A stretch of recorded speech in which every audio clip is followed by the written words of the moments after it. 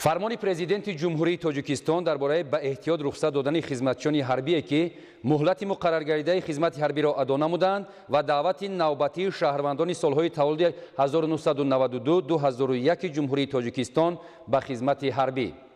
мутобиқи моддаи 7 қонуни ҷумҳурии тоҷикистон дар бораи мудофиа фармон медиҳам. якум, хизматчиёни ҳарбие ки муҳлати муқарраргардидаи хизмати ҳарбиро адо намуданд, моҳҳои октябр-ноябри соли 2019 аз сафҳои қувваҳои мусаллаҳи ҷумҳурии тоҷикистон, қушунҳои сарҳадии Кумитаи давлатии амнияти миллии ҷумҳурии тоҷикистон, гвардияи миллии ҷумҳурии тоҷикистон, қушунҳои дохилии вазорати корҳои дохилии ҷумҳурии тоҷикистон, қушунҳои мудофиаи граждании Кумитаи ҳолатҳои фавқулода ва мудофиаи гражданӣ назди ҳукумати ҷумҳурии тоҷикистон, бригадаи постбоникунандаи сараёсати иҷрои ҷазои ҷиноятии вазорати адлияи ҷумҳурии тоҷикистон, батальони кишоварзии агентии таъминоти амволи махсуси назди ҳукумати ҷумҳурии тоҷикистон ба эҳтиёт рухсат дода шаванд. дуюм, моҳҳои октябр-ноябри соли 2019 шаҳрвандони ҷинси марди то рӯзи даъват ба синни 18 расида, инчунин шаҳрвандони синни калонтари ҷумҳурии тоҷикистон ки ҳуқуқи ба таъхир андохтани муҳлати даъват ё озод будан аз даъват ба хизмати ҳарбиро надоранд, барои хизмат ба сафи қувваҳои мусаллаҳи ҷумҳурии тоҷикистон, қушунҳои сарҳадии Кумитаи давлатии амнияти миллии ҷумҳурии тоҷикистон, гвардияи миллии ҷумҳурии тоҷикистон, қушунҳои дохилии вазорати корҳои дохилии ҷумҳурии тоҷикистон, қушунҳои мудофиаи граждании Кумитаи ҳолатҳои фавқулода ва мудофиаи гражданӣ назди ҳукумати ҷумҳурии тоҷикистон, бригадаи постбоникунандаи сараёсати иҷрои ҷазои ҷиноятии вазорати адлияи ҷумҳурии тоҷикистон, батальони кишоварзии агентии таъминоти амволи махсуси назди ҳукумати ҷумҳурии тоҷикистон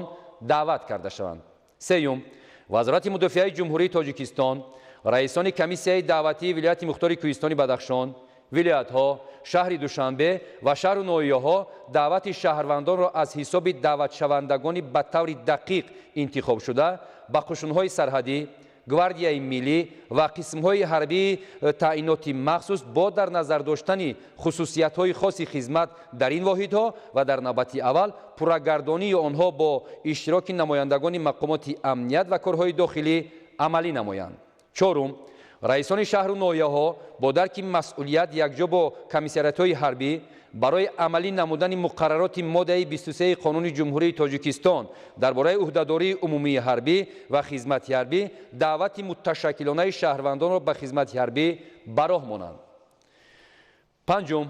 вазорати фарҳанги ҷумҳурии тоҷикистон, Кумитаи кор бо ҷавонон ва варзиши назди ҳукумати ҷумҳурии тоҷикистон, Кумитаи телевизион ва радиои назди ҳукумати ҷумҳурии тоҷикистон омодагӣ ва рафти даъвати шаҳрвандонро ба хизмати ҳарбӣ ба таври васеъ инъикос намуда, хизмати ҳарбиро дар қувваҳои мусаллаҳи ҷумҳурии тоҷикистон ҳамчун вазифаи муқаддаси ҳар як шаҳрванди ҷумҳурии тоҷикистон тарғибу ташвиқ намоянд. шашум, вазорати тандурустӣ ва ҳифзи иҷтимоии аҳолии ҷумҳурии тоҷикистон барои муоинаи назорати тиббии даъватшавандагоне ки аз ҷониби комиссияи даъватии вилояти мухтори Кӯҳистони Бадахшон, вилоятҳо, шаҳри Душанбе ва шаҳру ноҳияҳои тобеи ҷумҳурӣ даъват шуданд, табибону мутахассисони ботаҷрибаро сафарбар намоянд. Президенти ҷумҳурии Тоҷикистон Эмомалӣ Раҳмон, шаҳри Душанбе, 3 сентябри соли 2019.